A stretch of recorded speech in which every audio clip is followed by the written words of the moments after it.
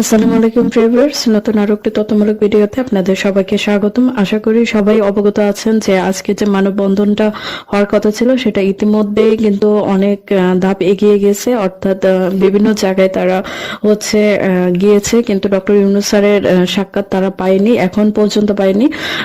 জানা যাচ্ছে যে আজকে রাতে হয়তো তারা সেখানে অবস্থান করবে, অর্থাৎ ডক্টর ইউনূস স্যারের সাক্ষাৎ পাওয়ার জন্য যেখানেই তারা বাধার সম্মুখীন হবে সেখানেই বসে পড়ার চিন্তা ভাবনা আছে, যে যতক্ষণ দাবি না মানা হবে ততক্ষণ তারা এই কর্মসূচি চালিয়ে যাবে। ভুক্তভোগীদের এটা হচ্ছে সিদ্ধান্ত, কারণ এখন পর্যন্ত তারা কোনো সমাধান পায়নি। যখন দুপুরের দিক দিয়ে তারা 5 জন প্রতিনিধি গেছিল ডক্টর ইউনূস স্যারের পিএস এর কাছে, তখন ওইখান থেকে বলা হয়েছে যে 5 আগস্টের আগে যেসব কাগজ জমা পড়ছে সেগুলো দায়ভার তাদের না। তারা আরো একটা বিষয় জানিয়েছে, সেটা হচ্ছে যে 10,000 কাগজ অলরেডি তারা যাচাই বাছাই করেছে, সেখান থেকে প্রায় 7,000 কাগজই রিজেক্ট, আর 3,000 ভিসা পাবে। তো এই কথাটা কিন্তু এতদিন প্রকাশ্যে আসেনি, এখন আন্দোলন হয়েছে বিদায় কিন্তু সবাই জানতে পারছে বা তারা জানাইছে বিষয়টা। এখন এরই ভিত্তিতেও হয়তো ধারণা করা হচ্ছে যে 10,000 যদি কমপ্লিট হয়ে থাকে তাহলে আরো 50,000 কাগজের প্রায় 10 থেকে 12,000 ভিসা পাবে, আর বাকিগুলা রিজেক্টের আশঙ্কা রয়েছে। তো রিজেক্ট যে হবে তাতেও কিন্তু মানুষ ভয় পাচ্ছে না, মানুষ চাচ্ছে যে একটা সমাধান হোক, ভিসা হোক, না হয় রিজেক্ট হয়ে যাক। আগে দেখা গেছে যে রিজেক্টের কথা শুনলেই ভুক্তভোগী যারা ছিল বা যারা ভিসা প্রত্যাশী ছিল তারা বিষয়টাতে ভয় পাইতো যে কেন রিজেক্ট হবে, ভিসার আশা নিয়ে আসি। তো এখন রিজেক্ট কথাটা শুনেও কিন্তু মানুষ এখন ভয় পাচ্ছে না, মানুষ চাচ্ছে একটা সমাধান। কিন্তু সমাধানকে এত সহজেই পাওয়া যায়? এই যে সকাল থেকে ভুক্তভোগী বাইরে রাত পর্যন্ত মানববন্ধনে অংশ নিয়েছে, বিভিন্ন জায়গা থেকে মানুষ এখানে উপস্থিত হয়েছে, সারাদিন এই গরমের ভিতরে যে তারা এত চেষ্টা করছে ডক্টর ইউনূস স্যারের সাথে কথা বলার জন্য, কিন্তু সহজে কিন্তু তারা সেই জিনিসটা অর্জন করতে পারেনি। এখন পর্যন্ত কিন্তু কোনো রকম সুরাহা হয়নি।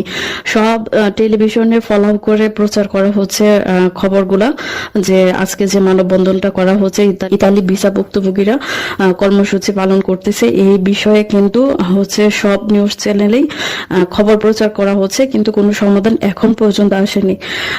পররাষ্ট্র উপদেষ্টা জনাব তৌহিদ হোসেন স্যারে এক প্রেস মিটিং করেছে, সেখানে তিনি বলেছে যে যতগুলো কাগজ ইটালি এম্বাসিতে জমা আছে সবগুলোর ভিতরে অধিকাংশ ফেক, আর কিছু সংখ্যক আছে যেগুলোর মালিক সঠিক আছে বা কাগজগুলো জেনুইন।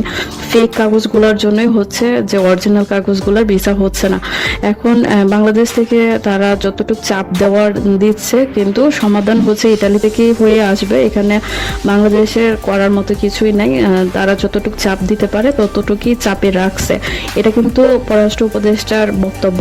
তিনি সাম্প্রতিক একটা প্রেস মিটিং এর কথাটা বলেছে, আর যে স্মারকলিপি সেটা নিয়েছে ডক্টর ইউনূস স্যারের কাছে পাঠাবে, তারপর জানা যাবে আসলে কি হয়। এখন সরকারি প্রতিনিধিরা সময় দিতে চাচ্ছে, 1 সপ্তাহের মতো সময় দিতে চাচ্ছে, যে আপনারা 1 সপ্তাহ সময় ধৈর্য ধরুন, আমরা এর ভিতরে কিছু একটা করার চেষ্টা করতেছি। কিন্তু সমন্বয়ক ভাইরা এটা প্রত্যাখ্যান করেছে। রিয়াদ ভাই নামের যে ভাইটি সেখানে প্রতিনিধি করতেছে, তিনি এই জিনিসটা প্রত্যাখ্যান করেছে। তিনি বলতেছে এখানে প্রতিদিন সবাই এসে উপস্থিত হবে না, এক একজন এক এক জায়গা থেকে আসে, দূর দূরান্ত থেকে মানুষ এখানে এসে জমা হয়েছে, এটা প্রতিদিন হবে না। যা সমাধান আমরা আজকে ফাইনাল করে যাব, আমরা ডক্টর ইউনূস স্যারের সাথে যেভাবে হোক সাক্ষাৎ করব এবং আমাদের যে সমস্যাটা সেটা তুলে ধরার চেষ্টা করব।